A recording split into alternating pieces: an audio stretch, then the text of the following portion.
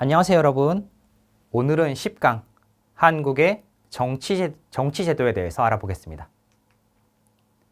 자, 이번 강에서는 한국의 정치제도에 대해서 알아볼 수 있는데요. 한국의 선거제도와 한국의 정당, 그리고 지방자치제에 대해서 알아보도록 하겠습니다. 자, 먼저 한국의 선거제도입니다.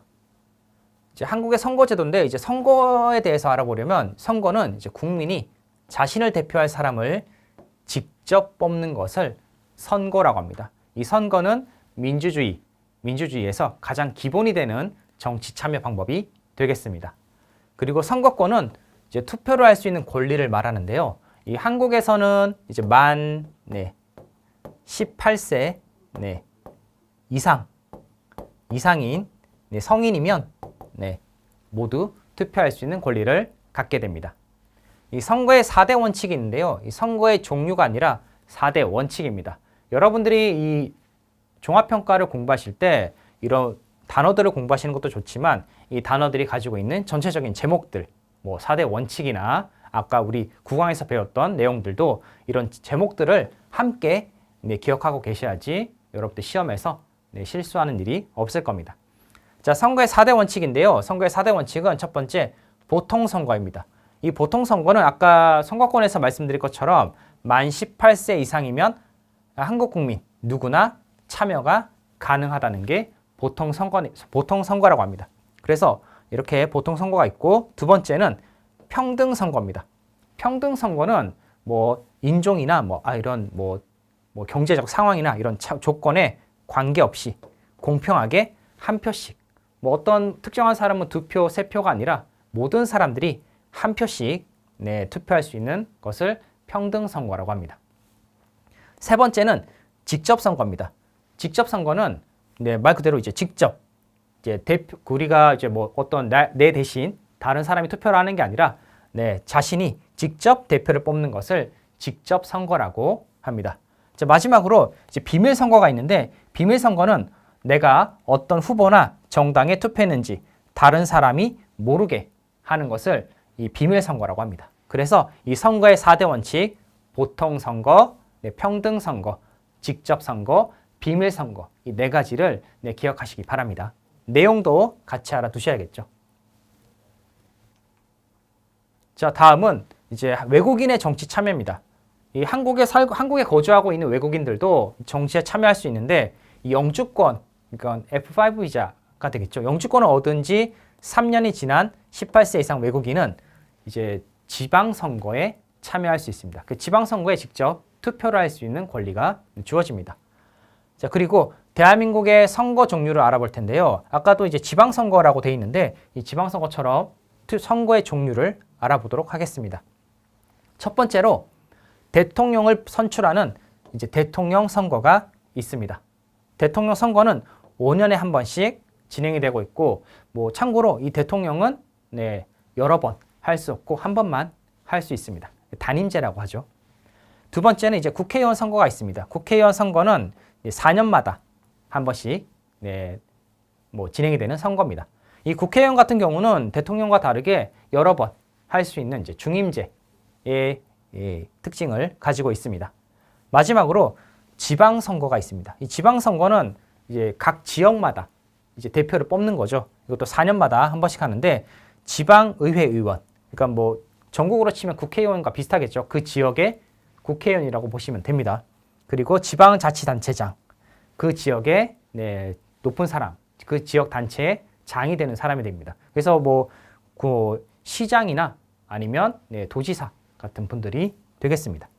그리고 교육감은 그 지역의 교육을 총괄하는 사람으로서 이 세 가지에 대한 선거가 지방선거가 되겠습니다. 지방의회 의원 같은 경우는 국회의원과 똑같이 중임 여러 번 할 수 있고, 지방자치단체 장 같은 경우는 3번만 가능합니다. 교육감 같은 경우도 계속 할 수 있습니다. 선거에서 당선이 되면. 그래서 한국의 선거제도에 대해서 알아봤는데, 선거는 이제 대통령 선거, 국회의원 선거, 지방선거 이렇게 3가지로 구성되어 있습니다. 자, 다음은 한국의 정당 제도입니다. 이 정당이라는 건 이제 정치적 의견이 같은 사람들이 모인 단체를 정당이라고 합니다. 같은 정치적 색깔을 가지고 있는 분들이 되겠죠. 그래서 뭐 여당과 야당이 있는데 이 여당의 경우는 지금 한국은 이제 대통령제를 하고 있는데 이 대통령을 선출한 대통령이 이제 나온 이 당을 여당이라고 말합니다. 그리고 대통령이 이제 나오지 않은 이제 그 외의 당들을 야당이라고 말을 하고 있습니다. 뭐 여당, 야당 딱 두 가지만 있는 게 아니라 야당이라면 다른 여러 당도 다 야당이 됩니다. 이 정당 정치를 지금 요즘 하고 있는데 이 정당을 통해서 국민의 요구사항을 이제 반영을 하는 겁니다. 그러니까 국민들이 요구를 정당에 이렇게 보내겠죠. 그럼 정당은 그것을 받아들여서 정치에 반영을 하게 되는 겁니다. 자, 세 번째로 복수정당제가 있습니다. 이 복수라는 말은 두 개 이상의 정당을 말합니다. 복수는 두 개 이상을 말하는데 이제 이 한국에는 이제 정당이 뭐 여당, 야당 이렇게 두 가지만 있는 게 아니라 여당, 야당 이렇게 뭐 당이 두 개 있는 게 아니라 야당에도 여러 당들이 더 많다고 아까 말씀드렸죠. 그 말처럼 두 개 이상의 정당이 활동할 수 있도록 보장하는 것을 이제 복수정당제라고 하고 있습니다. 한국에서도 네, 여러 당들이 많이 있습니다. 자, 세 번째로는 한국의 지방자치제에 대해서 알아보겠습니다. 이 지방자치제의 의미는 이제 그 지역을 이제 위주로 하는 정치가 되겠죠. 지역 주민이 스스로 대표를 뽑고 지역 정치를 담당하게 하는 것을 말합니다. 그러니까 그 지역의 주민들이 직접 정치에 참여할 수 있도록 하는 것을 말하겠죠. 그래서 이걸 지역 주민들이 정치에 가깝게 갈 수 있다고 해서 이제 풀뿌리 민주주의라고도 말을 하기도 합니다. 자, 이 필요성이라고 하면 이제 지역 특수성을 반영한 행정 처리를 할 수 있고 그리고 중앙정부의 권력 남용을 방지할 수 있습니다. 첫 번째로 지역 특수성을 반영한다는 것은 그 지역마다 잘 되는 산업들이 따로 있고 뭐 지역의 특성도 좀 다르겠죠. 뭐 산이 있거나 바다가 있거나 이런 것처럼 그래서 그 지역 특수성을 반영한 행정을 처리할 수 있도록 해주는 거죠. 그래서 이 지방자치제는 그 지역의 이제 자치단체에서 네, 모든 것을 결정을 하게 됩니다. 그래서 이 중앙정부의 권력, 중앙정부에서 이렇게 시키는 것이 아닌 그 지역에서 하는 것이기 때문에 이 중앙정부의 권력을 이제 함부로 사용하는 것을 방지할 수 있는 자치제가 되겠죠. 자, 유형으로는 광역자치단체가 있습니다. 광역자치단체가 있고 기초자치단체가 있습니다. 광역자치단체는 특별시, 서울특별시죠. 뒤에서 나올 텐데 특별시랑 광역시 6개, 그리고 특별자치시 하나, 특별자치도, 그리고 특례시 이렇게 네, 나누어져 있습니다. 기초자치단체는 시랑 구와 군으로 이제 구분이 되어 있는데 이것도 뒤에서 한번 알아보겠습니다.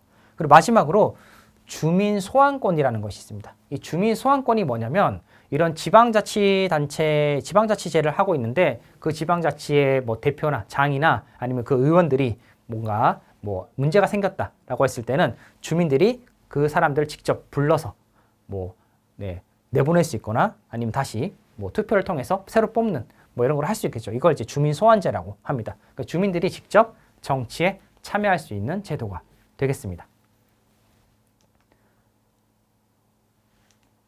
자, 여기서는 이제 아까 말씀드렸던 이제 한국의 지방자치제에 대해서 알아볼 텐데요. 아까 말했던 특별시와 광역시, 특별자치시, 특별자치도, 그리고 특례시에 대해서 알아보겠습니다. 특별시는 하나입니다. 서울에 있죠, 서울에 있는 서울특별시가 하나 있고요. 그리고 광역시는 6개가 있습니다. 부산과 대구, 인천, 그리고 광주, 대전, 울산 이렇게 6곳이 이제 광역시가 되겠습니다.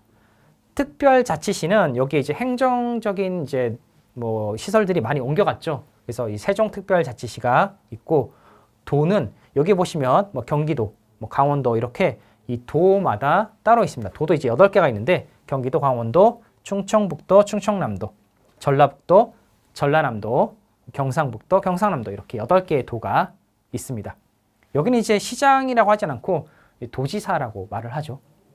자, 다음은 이제 특별자치도입니다. 여기는 이제 특별한 내용이 있어서 만든 도인데 제주도가 되겠죠. 제주특별자치도가 하나 있습니다. 그리고 마지막으로 특례시라는 것이 있습니다. 광역시만큼 발전한 도시고 인구가 이제 100만 이상이 되는 도시를 말하는데 이런 도시들은 이제 발전 가능성도 있고 뭐 특별하게 관리해야 하는 것들도 있어서 이제 특례시로 지정해서 운영하고 있습니다. 이제 고양 특례시와 수원 그리고 용인, 창원 이렇게 이제 4개의 특례시가 운영되고 있습니다. 그래서 지금까지 한국의 지방자치제에 대해서 같이 알아봤습니다. 여러분들이 특별시가 몇 개 있는지, 그리고 광역시는 어디가 광역시인지, 그리고 도는 어디 있는지 이렇게 알아두시는 것도 좋겠죠. 자, 지금까지 우리가 한국에 대해서 한번 알아봤는데 다음 시간에는 한국 정부, 행정부와 입법부, 그리고 사법부에 대해서 알아보도록 하겠습니다. 감사합니다.